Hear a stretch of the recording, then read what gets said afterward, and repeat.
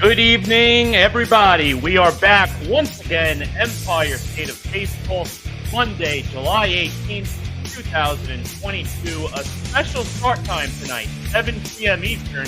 And the reason why we're starting early is because we are now at the All-Star break. The unofficial halfway point of the season being the All-Star break. Guys, we got a nice home run derby tonight. We got the big game tomorrow. What are you guys feeling for the home run derby today?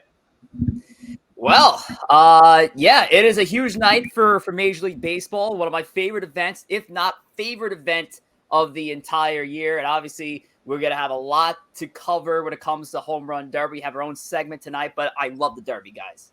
Favorite event of the year, easily. I said arguably, I'm saying easily now. Favorite event of the year. I can't wait to see what these 8 sluggers have in store and see if Pete Alonso has a 3-peat in him tonight at 8 o'clock.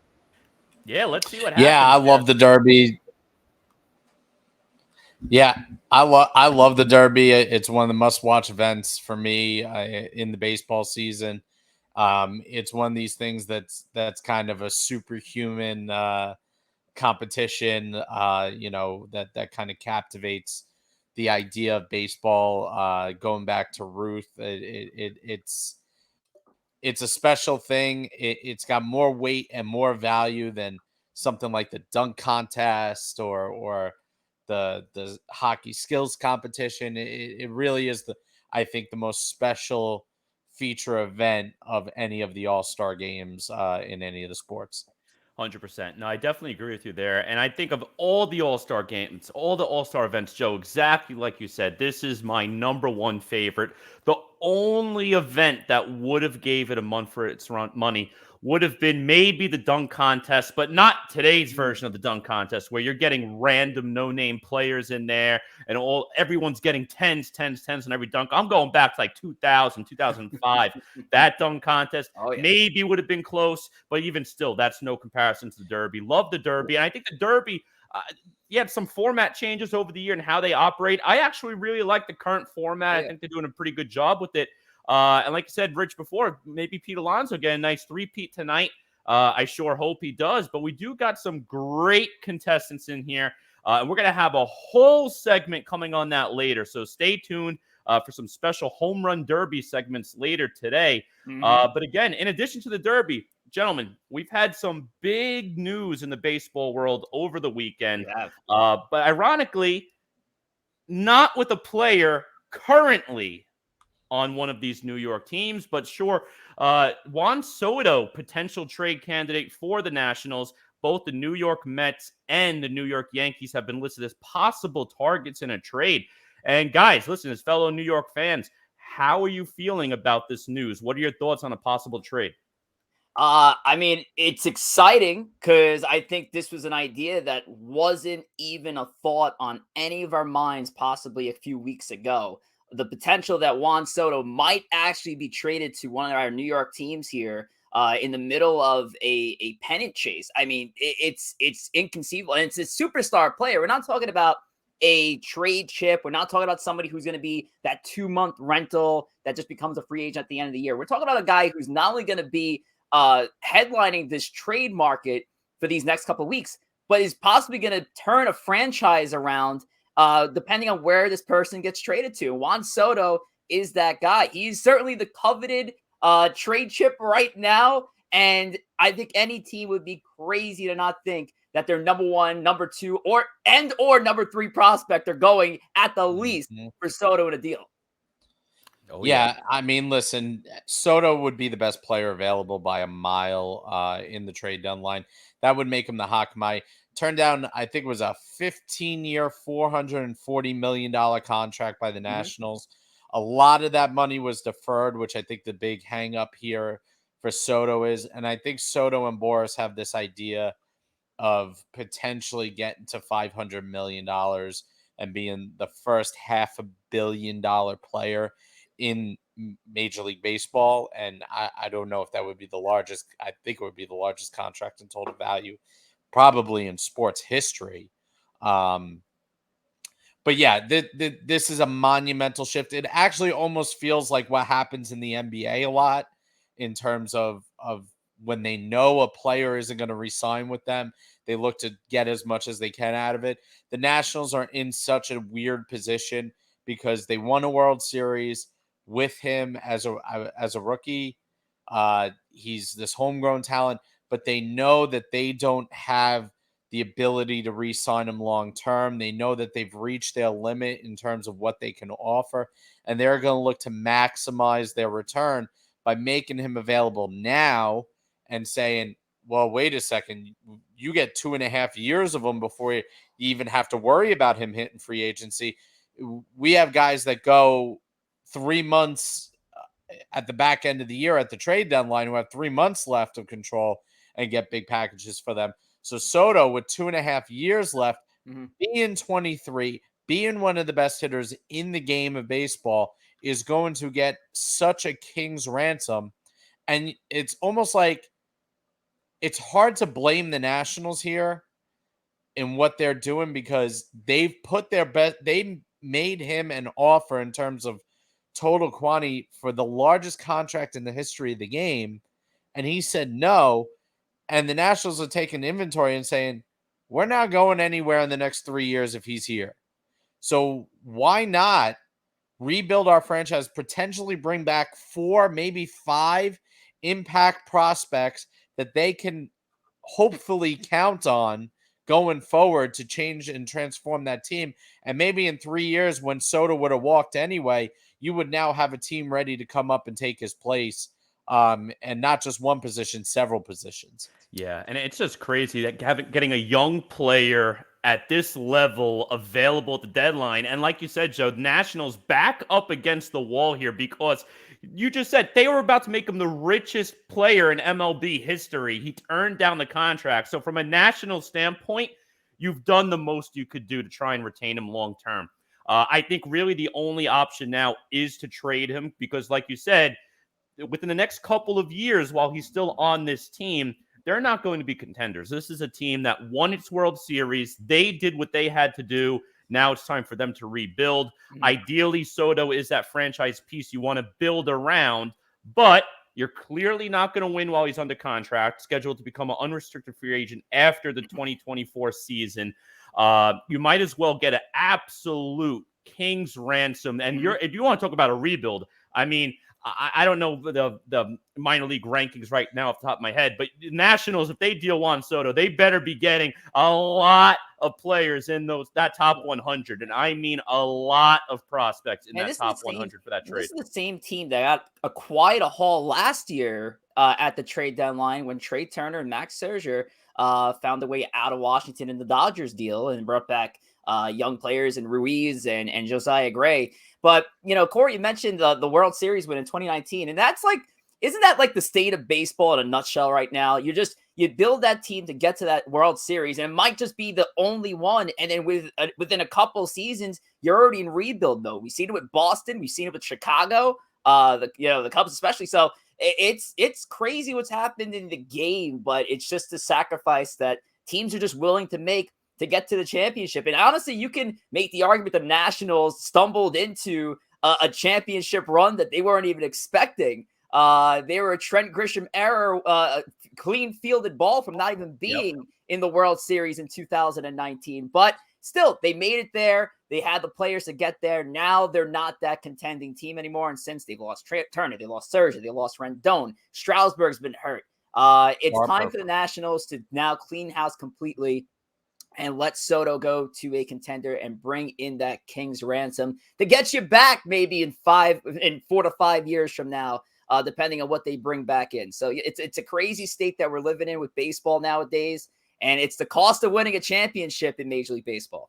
So the magic question is, what are you guys willing to give up to get Soto? What is too much? Remember, he's 23. There are prospects in your system that are considered top 10 prospects that are older than him. What is too much for you guys? Corey, what's too, as a Met fan, what's too much for you?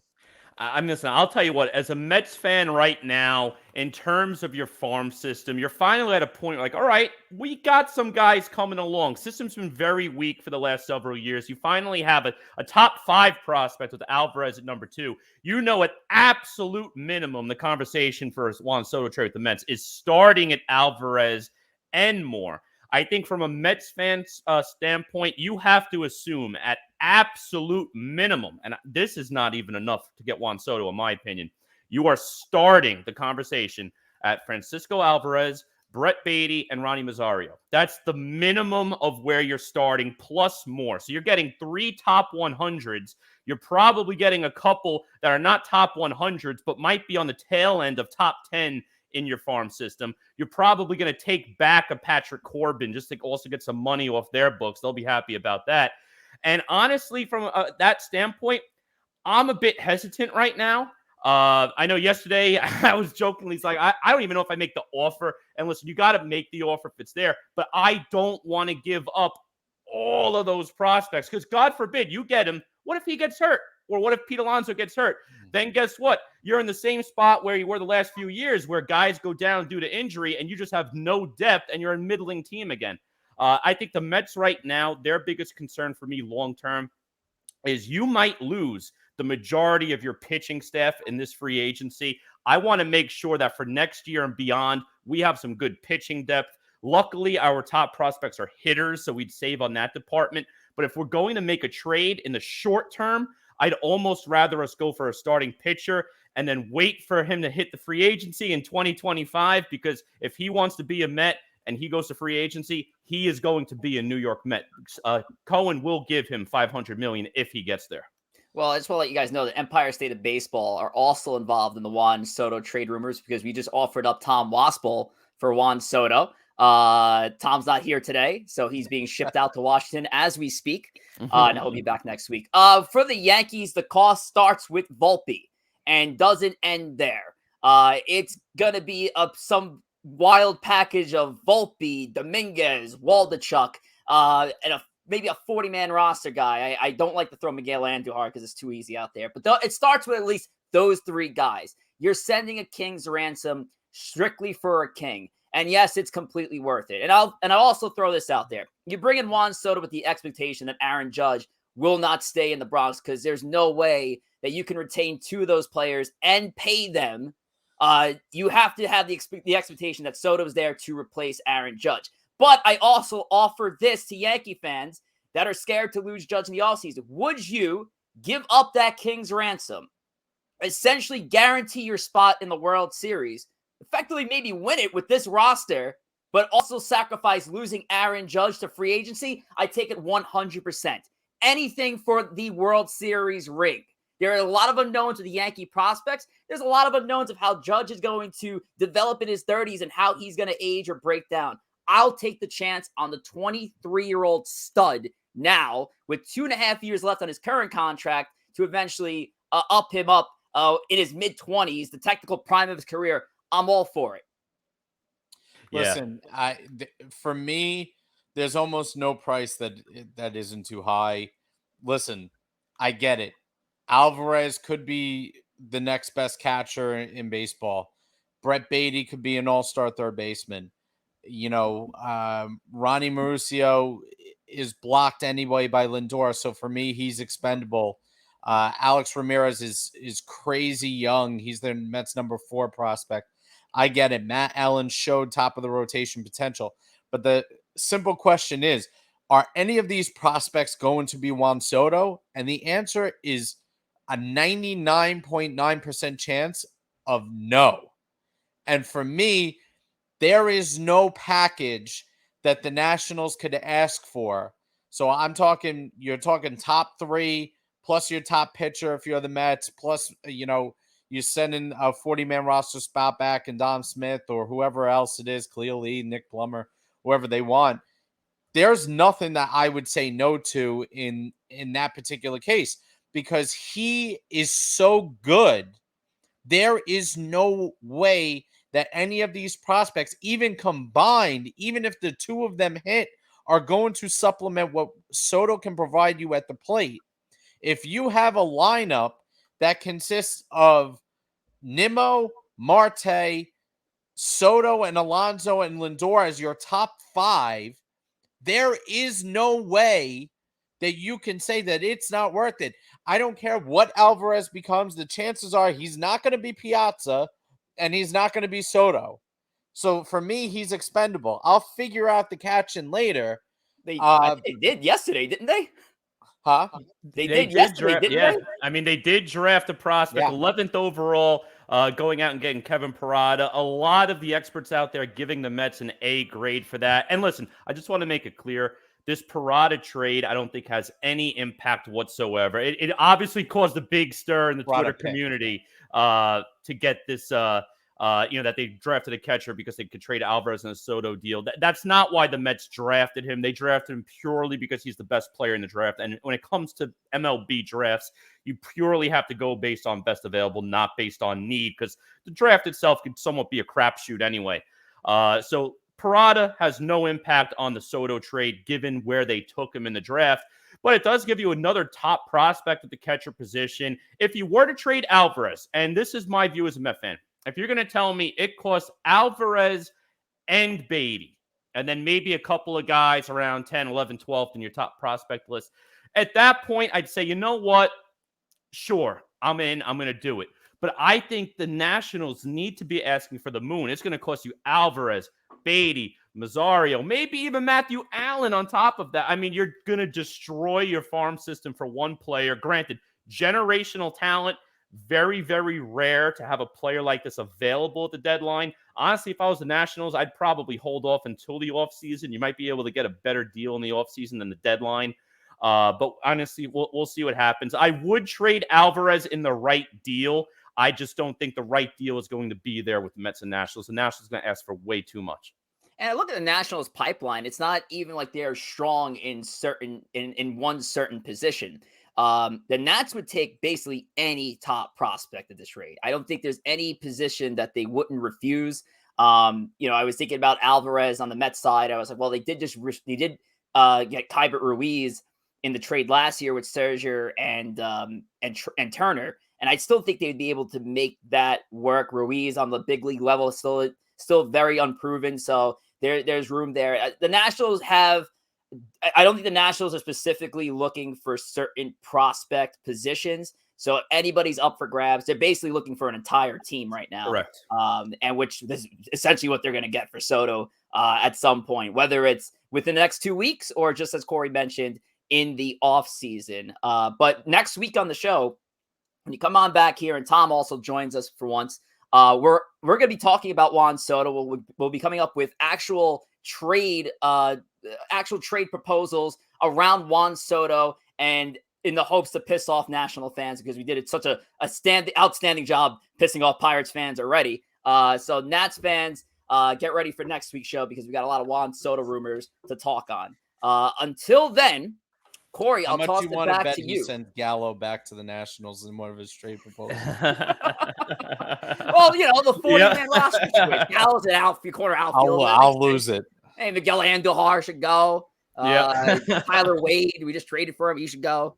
So, oh boy. Corey, what do we got here on Twitch? Listen, let me tell you, download the Twitch app. Again, this is the best way to find out that we're going live. We had the special 7 p.m. episode tonight. You would have gotten the alert on your phone if you have the app. So yes, sir. Download Twitch, subscribe to Empire State of Baseball. If you want to get the link, you could also visit our Twitter bio. The link is there in the Twitter bio at ESB Podcast on Twitter. Hell yeah. I know we covered a lot to talk about Soto. We do have a couple of updates with our 2 New York teams before we get into a very fun home run derby segment for tonight. Yes. Let's start first. We got a little Queen's Gambit action. Mets rolling into the break. I know, tough loss yesterday. It is what it is, but big series, obviously the biggest series of the season with the Mets early last week versus the Atlanta Braves. Mets went out, took 2 of 3, kind of put the Braves back in their place for a bit. All right, Braves, hottest team in baseball. They're going to jump the Mets. Well, guess what? They actually lost a game versus in that series. So I'll take that. You took 3 of 4 versus the Cubs. Right now, Mets feeling pretty good. 6 of their last 4. They won most of their games in the last week, but there are some things that they might need. Just talking about Juan Soto, maybe that's the type of piece they need, because I think everyone right now is in agreement. The Mets could use two things. First and foremost, I personally think it's bullpen.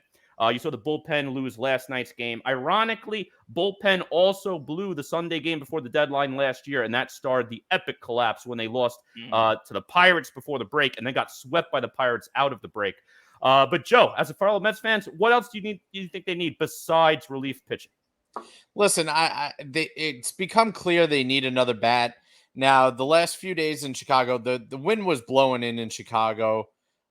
So there was a lot of balls that were hit in the air that probably on any other given weekend would have left the park. I know on Sunday in particular, the Mets hit 4 or 5 balls that looked like they were out, and they didn't even get to the warning track. So I think the offensive numbers in Chicago were a little deflated artificially this weekend, but it's clear they need another bat. They need a little bit more power in that lineup. They need a spark either for Alonso to protect or to protect Alonso. That would be my big thing along with the relief pitching. It's clear that the back end of the bullpen outside of Diaz, who has been absolutely unbelievable this year, who's right now is probably the best closer in baseball if you're going to take a closer to save your game at the moment. I think you're going to need somebody in that back end to bridge the gap to Diaz. Drew Smith has faltered. I think that Lugo is unreliable at best. Ottavino at the minimum is hit or miss. There are days where that slider looks like it could get anybody out, and there are days where he can't even get it close to the plate. So those would be the big two moves. I think the Mets need some kind of power bat, preferably from the left-handed side, especially because Dom Smith might as well find himself a bus ticket out of town. He can't hit. So that would be my preference.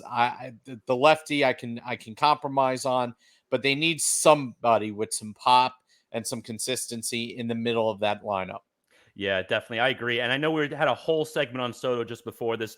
The name that I think with the Mets and Nationals that makes total sense, especially if you're getting on a Corbin contract to limit the pieces you're giving up. I think Josh Bell, the Mets, makes total sense in the world because Dom Smith. Pull that one up right now. Dom Smith would definitely be in that deal. Honestly, in this trade, I would actually now swap out Zizek with Corbin because you want to get the money off the books. I think that then limits what the Nationals are going to get in return. I think Bell would be a perfect type of addition. You take on the extra contract. And Corbin, listen, I know he's been terrible, but he's not a bad option to have as your sixth-man swing man, your long reliever, spot starter, doubleheader guy who could start a game. I'm cool with it for Josh Bell, especially if not giving up too much players. Relief pitching, in my opinion, does take top priority because right now I only trust Diaz, and to a lesser extent, I trust Ottavino. Outside of that, I don't really trust too much in that pen right now. Listen, and for reference, because we keep bringing him up, sorry, Rich. No problem. Corbin's contract is not pretty. No. And we know Steve Cohen's got deep pockets, but even he might not be willing to take it on. Corbin's making $23 million this year. He's making $24.4 million next year, and he is making $35.4 million in 2024. This is the same guy that right now at this moment has a 5.8 ERA. Yeah. That is a lot. Steve Cohen can do a lot of things. Taking on basically $60 million over the next 2 years, plus whatever he's owed this year, it might not be one of the best ones. Oh, and by the way, you got to pay him a deferred salary in 2025 of $10 million out of your pocket. So if you trade him, you're on the hook for him. You're on the hook for that. So that is a huge, huge anchor. Anybody who takes that from the Nationals should be getting the other player for free, because that's $70 million plus whatever you owe this year. Well, let's call it a $12 million. That's $82 million that you have to take on if you take Corbin over the next 3 or 4 years. That is So if I'm taking Corbin in a Josh Bell deal, you're getting nobody. I'm not giving you anybody. You get Nick Plummer. You know, There you go. Yeah. That's it. And the So, Nationals might have to bump some money in there too. And I know that's ideally not what they want to do, but you might have to say, all right, listen, as a Nationals fan, as Nationals representative, I should say, maybe you're giving up $10 million a year in this deal to whoever acquires Corbin just to get that money off the books. And then listen, you cut that price in half and you're doing it for a few seasons. I guess I'll live with it. Or you can see a similar trade to what the Twins and Yankees pulled early in the year, where IKF was the biggest target for the Yankees. And they said, well, to take on IKF, you need to take Donaldson and his $50 million remaining. You could see something like that where Donaldson makes Corbin's contract look good. No, there's nothing that makes Corbin's contract look good. And I don't know. I mean the other way around. Corbin's contract makes Donaldson look good. At least Donaldson's productive. At least he hits a ball out of the ballpark every once in a while. Corbin's giving up more home runs than he's getting outs, you know? Yep. Oh yeah, no, it's crazy how fast things turn. Because I remember both teams, especially the Yankees, were looking at a guy like Corbin when he hit free agency between that 2018-2019 season. And his first year for the Nationals was actually very good: 14-7, 3.25 ERA. 4.66 in the COVID year, but the COVID year is a wash in my books. But I mean, 2021, 5.82. This year, 5.87. I mean, it is rough. I'm very happy the Yankees steered in the complete opposite direction of Patrick Corbin. That would have been a huge mistake. We're going to get to the Yankees for a little bit in a little bit. Let's turn it over to our Twitters here. Make sure to follow us at ESB Podcast for the latest and greatest. Obviously, we started tonight at 7 o'clock p.m., which is not like us, but you would have only known about it if you followed us on Twitter, and we would have told you about it. So make sure to give us a follow there, and also give us a follow individually at G Gory. That's Corey. At JR Pugs, that's Joe. I'm at Rich J Rivera, and I guess you guys can follow Tom at T Waspel. And Tom will be with us next week. So for now, we throw a fiesta for Tom's non-existence here, but we're going to talk a little Yankees for real quick, and then we're getting into our big segment for tonight's Home Run Derby edition of ESB. The Bronx is burning. Is it truly burning? And I went on StreamYard after their loss on Friday, and I was typing up these bits, and I was like, man, Yankees just lost 5 out of their last 6 games. They're not looking good. Some of the mistakes that we thought they inevitably make on the field were happening in real life. They were losing. They lost a series to the Cincinnati Reds, so they just weren't having a good week up until the last 2 games of the Yankees-Red Sox series. I believe they outscored them 27-3. Nut job performance from Matt Carpenter and Aaron Judge. So I asked this question to my Yankee fans.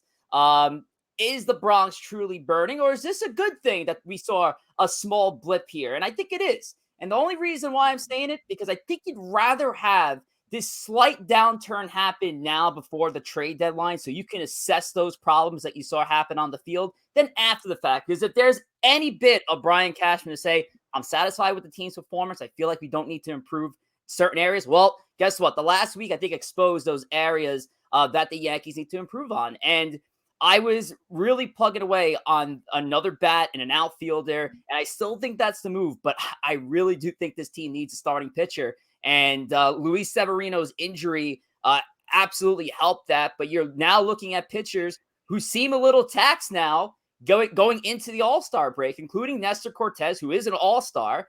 The Yankees need a starting pitcher, and I think that is now priority number 1 for this team. Man, I need to get some of our best of clips, because you might as well call me a psychic. I predicted this stuff. You got 4 guys in the rotation who have never pitched a full season in their career, basically. Tyon is cooked. Cortez has come back down to earth. Montgomery's a journeyman. He's a good journeyman, but he's a journeyman. He's a 5-inning pitcher. You know, as Severino does, gets hurt. So the Yankees, here's the thing. I think you're right. It is actually good for the Yankees because 2 things. You were on pace to be the best team in the regular season in baseball history, and we know that's not true. We know that this Yankee team is not the best team in baseball history in the regular season. It's not that good. It has visible holes in it. When you talk about the best teams and you go back and look, You go look at the 0-1 Mariners, who had the best regular season record. You go look at the 27 Yankees. There are very few holes in those teams over the whole season. So the Yankees were never that good. The Yankees have come back down to earth. Their flaws and their warts are starting to show in certain areas. Back end of the rotation is a problem. There's 2 hitters in the lineup at least that are complete black holes outside of King and Holmes in the bullpen. You can't trust anybody. Your $15 or $18 million closer is just about useless right now. So the Yankees got basically 3 areas to improve. You need a bat, you need a bullpen arm, and you need a starter. And it's kind of showing that, hey, we might have something to worry about here. You don't have to worry about the division getting out of your hands, because even the Red Sox, as they showed this weekend, can't get out of their own way. But the Yankees cannot feel comfortable sitting pat. You have to replace Gallo. You probably have to replace Hicks. Trevino is doing what he does right now in place of Higashioka, who stunk. But you can't count on Trevino keeping this up all year, because, again, he's a journeyman just like everybody else. So I think there are some visible holes that the Yankees have that they need to concentrate on fixing. And I think a downturn like this is actually going to do them good heading into the deadline. And it gives them a clear You lose me on the Trevino example, because I still will take the battery camaraderie with him and his pitching besides the I don't care about the offense. Actually, what I'm less worried, right? You're less worried. Is a nice plus, but it does not matter to the full schematic of the team. But yes, the problems that they've shown over the last week are apparent. And luckily, again, there are 2 weeks left up until the trade deadline. I believe 2 weeks. And you can assess these problems, and I think the Yankees are smart enough to assess these problems. This team's not going to just stand pat come July 31st. Who's your third? Feel like our best in a 5-game series, or let's say a 7-game series. You're going up against the Astros. You got Cole Verlander. You got Urquidy versus Nestor Cortez. Valdez versus Nestor Cortez. Mm-hmm. And then let's assume McCullers comes back in game 3. Who's going against McCullers? McCullers. I don't think McCullers. I think it'd be Garcia. I think Javier has a starting spot in there. But yeah, no, I see your point. The Astros rotation has been consistent and good. I mean, Christian Javier has been one of their best pitchers over the last month alone. The Astros rotation is a dirty one. I think the Yankees' problem, and this is what I've been saying for a while, all right, you trade for a starting pitcher, who you taking out, and obviously, Severino's injury has made things easier, but I think you're seeing the wear and tear in some of these other pitchers where now it's apparent, yes, the Yankees do need to make a move for a Luis Castillo or a Frankie Montas, whoever they feel is the guy, to basically combat the number 2 starting pitcher on the Astros, which at this point I think is Framber Valdez. I think it's an apparent need for this team, and if they are gun shy on the offensive players, so be it. I think they do need a lockdown number 2 starter at this point. Yep, I agree with that. And I think Luis Castillo, in my opinion, if there's a blockbuster to be made for a New York team, I actually think Luis Castillo makes a ton of sense for both. And hell of an audition last week, I'll tell you that. Hell of an audition for last week. I think from a Yankee standpoint, you get your surefire number 2 starter. From a Mets standpoint, I mean, obviously that gives you another good piece to an already good rotation, but it gives you a guaranteed arm for next season, something which is lacking, because really it's just Scherzer and Peterson under contract. DeGrom could opt out. Carrasco, Walker, a lot of guys you got to consider. Are these guys back? Bassett, a lot of uncertainty next year with the Mets pitching staff, so Castillo would make a ton of sense for them too. And listen, from the Yankee standpoint, I said it last week, I said it the week prior, at this point, they are not losing that division. The goal for the Yankees right now is can they maintain the number 1 seed in the American League? And the good news, little bit of a tough stretch for them right now, but look at the last 10. Yankees 5-5. Okay, they finally hit a little bit of a rough patch, but look at the teams behind them. Houston only 6-4, so they only gained a game. They're still 4.5 back for the number 1 seed. Look at the division. Tampa Bay, 6 of their last 10. Toronto, 5 of the last 10. Boston, 3 of their last 10. The only team that gained ground on them in their division was the Orioles at 8-2 in their last 10. Did you say the team I thought you said? Because I think it's now time for a birdwatch. At 46-46, and their magic number down to 17 with 70 games remaining. Joe, They could lose 50 fucking games, and you still have to wear a Yankee jersey on this program. The Birdwatch is down to 46-46. I wish Tom was here. I can see the biggest smile on Tom's bearded fucking stupid face. But you are now 46-46, and almost maybe 3 weeks away from wearing a pinstripe jersey. What jersey are you wearing, Joe? I don't know. Listen, in my defense here, I gotta defend myself for a few seconds here. When I made the bet, the Orioles were overachieving. Now they're just blowing the everything out of the water. Is there anybody on the planet? You could talk to the O's owner, the GM, the coach. You could talk to the players themselves. Is there anybody on the planet that thought this team was going to be a 500 team? Tom. Stop with that. He didn't actually believe that. He was taking a shot in the dark, hoping that they would lose 98 or 99 games instead of 100 and win on a technicality. Even he didn't think that they would be a 500 team right now. I mean, let's be real. This team has lost a minimum of 108 games each of the last 3 full seasons. They lost 110 last year. 108 in 19 and 123 or something like that in 18. Yeah. And they made no additions this year. They made no additions in the offseason. How am I supposed to think that this team can turn it around? No, it's not worth having an aneurysm over it. You're losing the bet. But, Joe, actually, the best way to check out the initial bet on YouTube is to go watch us on YouTube. And, Joe, you can take it away from here. All right. You go to watch us on YouTube. You can see where I actually placed the bet in my infinite wisdom. Episode 10. Full episodes of Empire State of Baseball is up on our YouTube page. Hit the like, share, and subscribe button every time you view one. And don't forget to tune in after every show. If you miss it, it'll be on there, and you'll be able to see them and view them at your leisure. Oh, yeah, absolutely. Our next bit will definitely be up on YouTube later tonight, as Joe said, because it's a big one. It is our centerpiece for today. It is our New York all-time home run derby. And if you were with us 2 weeks ago, we did a New York all-time all-star game where we chose our all-star lineups based on former New York all-stars and based it on one season. So in a similar light, we're going to do the home run derby version of it. And now, it would have been easy to have a fourth person with us, and Tom would be that guy, asshole. He'd be with us, and all together, we draft 2 players each to be part of this home run derby bracket that we are also going to decipher here. So, instead, we chose for him, and we auto-selected Pete Alonso in his 2019 rookie campaign, made it out on the scene and had a ridiculous home run derby. And Aaron Judge, also 2017, his rookie campaign, also a winner of the home run derby. Both had fantastic rookie seasons. Both were the respective rookies of the year for their years that they played. So they're auto-selected. They're in. So now it's time for us to have a little mini draft. 2 picks each.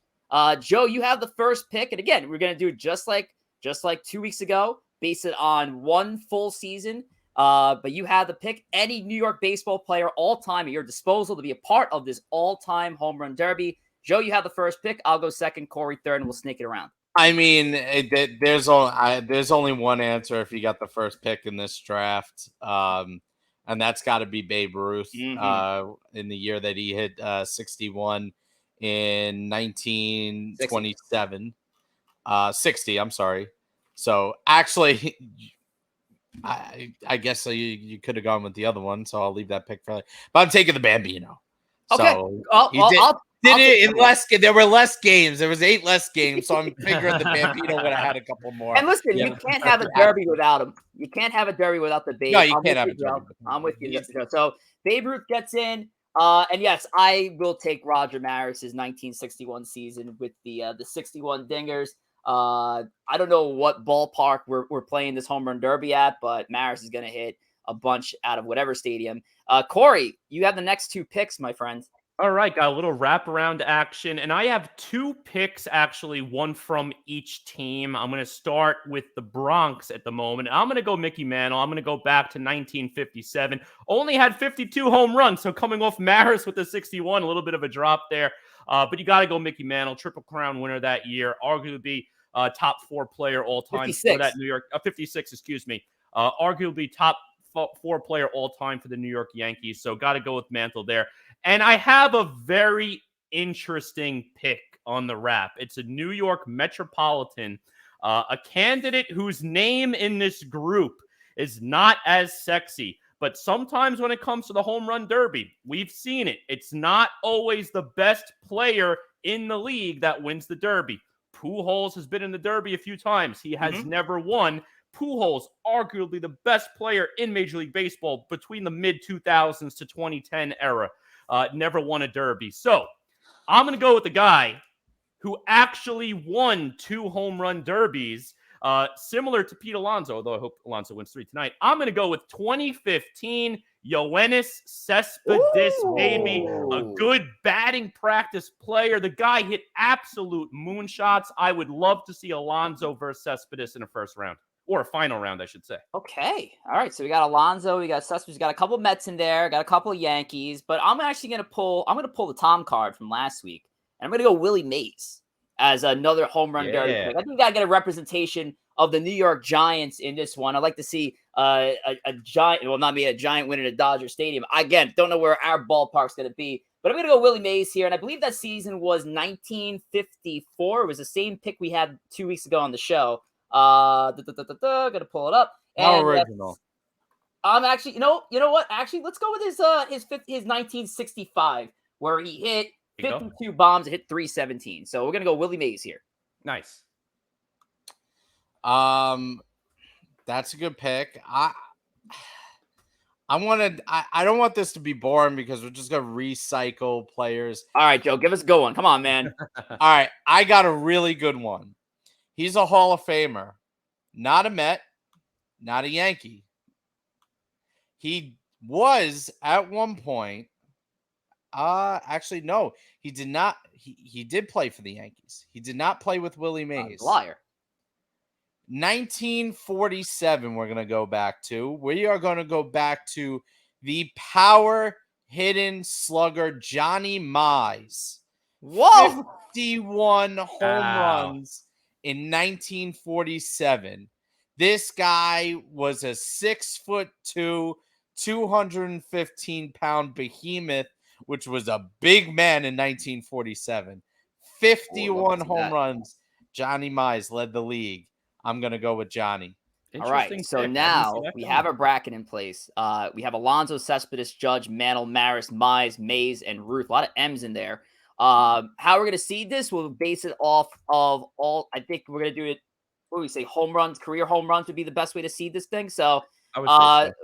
That would mean our first round matchup could be who has more home runs between Alonso and Judge right now? Career right now, Judge has more. Alonso, I think, is going to be our last seed actually at 130. All right, so then our number 1 seed, Babe Ruth, will take on our number 8 seed, Pete Alonso, in our first round matchup. Boys, what do you got in this one? This is a good matchup. It's hard to pick against the Bambino. It's a realistic derby here. Like, obviously, Alonso's won them, but Babe has never been in one. So I wonder, Pete's the 2-time. He's the 2-time. If he goes for a 3-peat, how do you pick against Pete? No. I mean, not Pete. I mean Babe. I know Pete is a 2-time. I wrote the script. He's a 3-time. Obviously, he's on the verge of being a 3-time champion here. I don't know if Babe Ruth ever performed in a home run derby. I don't think it existed during his time. It did not. No, it did not. But it's such an interesting pick because you have at one point before Bonds and Hank Aaron, obviously the best home run hitter in the history of baseball and Babe Ruth. And you're going against a guy who has raw power. Granted, the career numbers are not there, but he's also only played a few years. But he's a 2-time Derby champ. And sometimes to win the Derby, it takes something extra because it's about knowing how to win the Derby. Completely different element than playing in the actual ball game. I want to go Alonso. I want to see him 3-peat tonight, but I don't think I could not take Ruth here. I'm going to vote for Ruth. Yeah, I got to go with the Babe too, man. I gotta go with Babe Ruth. I feel like Babe is in a first round, in a realistic all-time home run derby, Babe will have an outstanding first round but I think that body weight might catch up to him. I don't know if Babe is going to have it in him stamina-wise as the contest grows into the semifinals and finals. But as far as the first round goes, I think Babe's got Alonzo in this one. I think that's the big thing you pulled out is the stamina. I gotta go with Pete. He's the 2-time champ. He's built for the Derby. He says it himself. This is my competition. I don't think it matters what you do in the regular season when it comes to the Derby. I think if you're built for the Derby and you're built to win the Derby, you're going to win the Derby. So I'll go Pete. Our next round here, or next matchup, we have Willie Mays in the number 2 seed versus Aaron Judge in the 7 spot here. Joe, what do you got in this one? I'm going to go with Judge. You know, Mays, as many home runs as Mays hit, he is not the classic home run hitter in the slugger sense. You know, Judge is a slugger. Mays is a great hitter that hit home runs. So I don't see Mays as that kind of guy who's just going to rip home run after home run after home run, where Judge is that's what he does. He hits home runs and he hits them hard, and he's the bigger guy. I mean, Willie's a smaller guy. So at least compared to Judge, everybody's smaller than Judge. But yeah, I mean, you know, Mays was 5'10", 170 pounds. You know, so I'll go with Judge on that one. Like I said, Mays' power was more from the fact that he was a great hitter, not necessarily the great slugger. Yeah, I think I'm taking a look at this one also myself. And if I was building a team around one of the two players, I'm 100% going Willie Mays. I mean, Willie Mays is an all-around great, arguably top 3 or 5 in the game of baseball. Aaron Judge, obviously a huge man. And you look at the slugging percentages career for the two. Again, Judge with a much smaller sample size, obviously. Judge career slugging 563. You want to take a look over with Mays, 557. Again, a lot of that's because at the end of his career, he kind of, broke down a little bit there. But I'm going to go with Joe here. Actually, I'm going to go with Aaron Judge. Nothing against Willie Mays, because Willie Mays is without a doubt the better baseball player. I just think Judge is built better for the home run derby, and he's done it before. So I'm going to go with Judge here on this one. In every home run derby, you got to have an upset alert right in the first round. So Aaron Judge over Willie Mays will be that one. And Judge moves on to the second round. Next, we have Mickey Mantle, 1956, up against Yoenis Cespedes, 2015. Corey, take this one.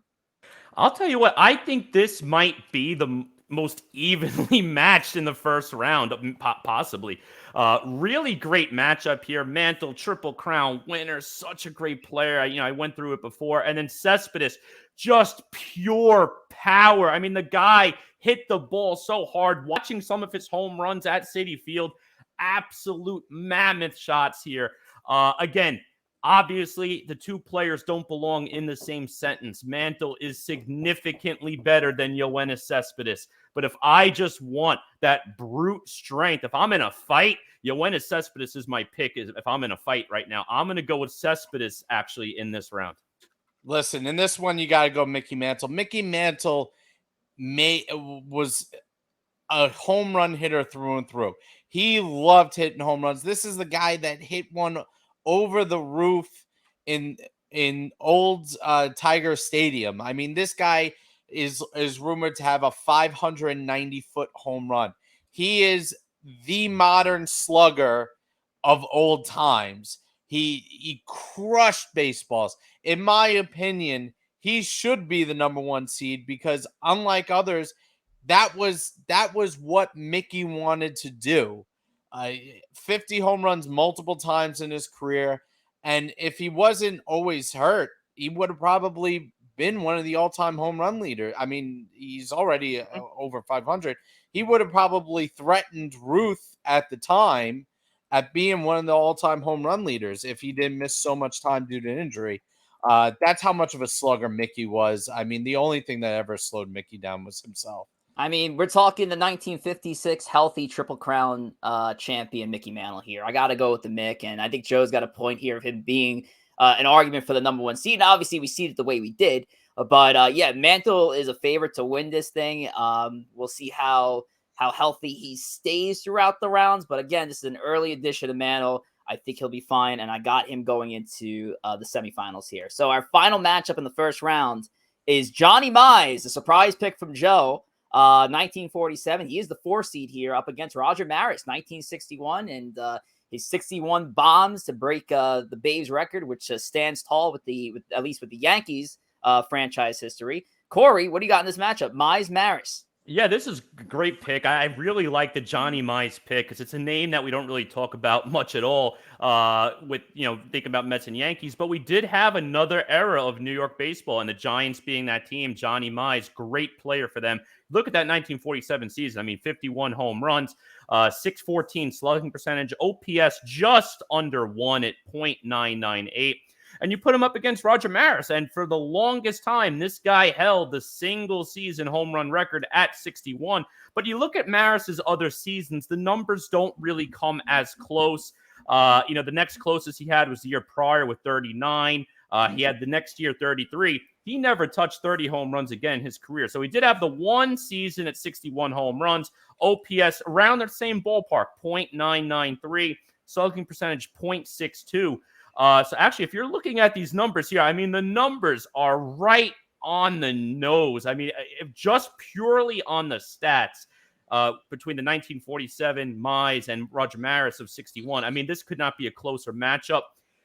To me, it's a coin flip, really a true coin flip. I'm going to go with Maris, though, because sometimes with the Derby, it's the random guys sometimes that pull it off, the random power. You only need that home run power for one night, and Maris only had that home run power for one season. I'm going to go with Maris. I needed Corey for that one, guys, because Maris was my pick. It'd be wrong for me to go against him. So, yeah, I'm going to go Maris, too, going to the semifinals over Johnny Mize. Thanks, Joe. I was gonna go with Mize because Mize at least led the league in home runs at least 4 separate seasons. Yeah. And remember, Mize lost 3 years of his career, 3.5 years of his career serving World War II. Ton of respect for that. This guy had 359 home runs, and he missed 3 years of his career where he probably would have hit 40 or 50. So, this guy could have broken the 500 club if he didn't have to deal with all that. Maris is such an interesting player. He's etched in history in the way that he broke Ruth's record. But other than that season, Maris was not a great player for over the course of his career. Yes, he won the MVP the year before. He had a very good season. I wouldn't go out on a limb and say it's one of the great seasons of all time in that year. But the year he broke the record was an all-time great season. And then he just plummeted after that. I know the pressure got to him, the health and all that stuff. But I would go with Mize here just because he is a more prolific power hitter over the course of his career. Maris is kind of one of those flash in the pan 1 or 2 year deals for me. All right. So now we're going to move on to the semifinals here, and we are going to once again go to our number 1 seed, the Babe, against Aaron Judge. This is the fantasy matchup every Yankee fan would love to see. And by the way, good to see that a Yankee's going to win this home run derby. So Babe Ruth or Aaron Judge. Joe, what do you got? I mean, I went Pete Alonso, so I almost have to go Judge here. But it's hard to pick against the Babe. It's always hard to pick against the Babe. These are two guys who are born to hit home runs. I think I'll actually go with Judge here. Yeah, it's tough. And I think we mentioned before, is the stamina going to be an issue for the Babe? And for the same reasons I went the Babe over Alonso, I have to go with the Babe over Judge here. Going to be a fun matchup. I could definitely see either of the guys winning. But at this point in time, I'm still going to go with the home run champ. So my assumption is our home run derby is under the current format of the home run derby and not the previous. So Correct. With that in mind, I have to go Aaron Judge here. I think Babe's stamina does not catch up here. I think Aaron Judge stays within himself and he fucking does what he does best. He's won this contest before under this format. Babe's stamina is going to play a big deal, I think, and I don't think he's going to make it past the second round. I got Aaron Judge going to the finals here over the Babe. Okay. And if it was a first-round matchup, I would have said the Babe. But because it's a semifinal matchup, I'm going Aaron Judge here. I respect it. That's the difference. All right. Our next matchup here, who's going to the finals between 1956 Mickey Mantle or 1961 Roger Maris? Boys, we did it. We did it all right, but I think this is, in my opinion, the easiest matchup of the tournament. I'm going with Mantle. This is a blowout round for the semis. Mantle. Yeah, I couldn't agree more. Maris just scratched that one in. He was my pick, but I gotta go with the Mick here. Joe with the number one pick there. No, actually, not Joe's number one pick. Corey's number one pick there, Mickey Mantle. All righty. So now we are down to our number 3 seed, Mickey Mantle, and our number 7 seed, Aaron Judge, making it all the way to the finals here of the New York all-time home run derby. Corey, who's winning this one? I'll tell you what, man. I went with Mantle in my draft. I'm loving the Mantle pick. I mean, you're talking about a guy, 536 career home runs. I mean, that puts him in that epic 500 home run club. Career slugging percentage, 557, .977 OPS. We want to look at that individual season specifically in 1956, 52 home runs. OPS 1.169. Again, that is an epic OPS 1.169. Judge, phenomenal player. This is going to be a slugfest in this round. Great matchup, but I'm going to go with Mantle. Joe? Yeah, I'm going to go with Mantle here too. Like I said, one guy was born to hit home runs, has some of the furthest home runs on record. I think he even owns the Guinness Book of World Records for longest home runs, if I'm not mistaken. So that he's one of those guys that his power would translate no matter what era he played in. There's no question about it. He is one of the freak athletes of all time. And sometimes it's almost it's kind of funny. It's almost underappreciated because he doesn't have those crazy padded stats. He doesn't have, over 600 home runs. He doesn't have over 3,000 hits. He gets kind of lost sometimes in the conversation of some of the greatest players because he just doesn't have that level where you see Mays and Ruth and Bonds and some other guys. So sometimes I think Mickey can be a little bit underrated. I know the injuries played a lot of part of that. But yeah. All right. And I would have made it unanimous. Doesn't matter. Mickey Mantle is the winner of the New York all-time home run derby in a classic finals matchup between Aaron Judge and the Mick. The Mick having been part of the very previous edition of the earliest edition of the home run derby, where it was just single matchups. He faced off Willie Mays and Harmon Killebrew back in the day. I think he would translate well to the new format as well. The Mick is winning this one, and that is our New York all-time home run derby. And before we end our show with Chooch's pick of the night, Corey's got us on the follows. All righty, ladies and gentlemen. Again, follow us on Instagram at Empire State of Baseball, on Twitter at ESB Podcast. And once again, please subscribe to the stream on Twitch and YouTube. Twitch is the best way to follow us because you will get that notification, especially when we have special shows, special start times, just like tonight, starting at 7 versus 8. So please follow us on Twitch as well. And before we wrap, I know we have just 2 minutes left until we start to get ready for the actual home run derby here tonight. We have a standard segment on the show, the Chooch's Pick of the Week, hosted by our good old friend, Matthew Tooker. All right, here he is. What's up, ESP crew? Happy All-Star Week. Tonight, we have the Home Run Derby. I think Pete Alonso is going to pull it out for New York, and I actually think he has the toughest round one matchup. I think a surprise candidate tonight is going to be Julio Rodriguez, so keep an eye out for him. And I'm going to give you an extra pick. I think the AL is going to best the NL 5-3 in the All-Star game. Mark it down. All right, mark it down. Matt's got the three-peat. Most of our Instagram voters today on the page have Pete Alonso with the three-peat. You guys have a three-peat tonight. Real quick with 1 minute left.